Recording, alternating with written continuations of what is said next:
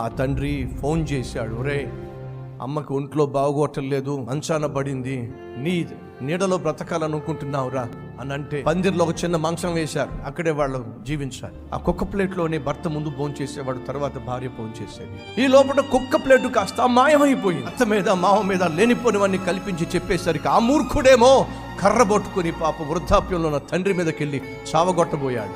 ఆ కొడుతూ ఉంటే పరుగున కొడుకు చిన్న పిల్లవాడు, నాన్న తాతని ఏం చేయొద్దు అని చెప్పి అడ్డుపడ్డాడు. కుక్క ప్లేట్లు అన్నం పెడుతున్నాం అని చెప్పేసి ఫీల్ అయిపోతున్నారు వీళ్ళు. పక్క తప్పుకో, కుక్క ప్లేట్ కూడా దాచిపెట్టేశారు. నాన్న కుక్క ప్లేట్ దాచిపెట్టింది వాళ్ళు కాదు నాన్న, నేనే దాచిపెట్టాను. నువ్వెందుకు దాచిపెట్టావురా? నాకు పెళ్ళైన తర్వాత నేను కూడా మీకు కుక్క ప్లేట్లోనే కదా అన్నం పెట్టాల్సింది. అక్కడే ఉన్నటువంటి తల్లి, ఏంట్రా ఈ ప్రేమను పంచిపెట్టి నాకు కుక్క ప్లేట్లో పెడతావురా నువ్వు? ఆ మాట అన్నానికి మనసు ఎలాగొచ్చిందిరా నీకు? మోసపోవద్దు, దేవుడు వెక్కిరించబడడు. మనిషి ఏం విత్తుతాడో దాన్ని కోయక తప్పదు.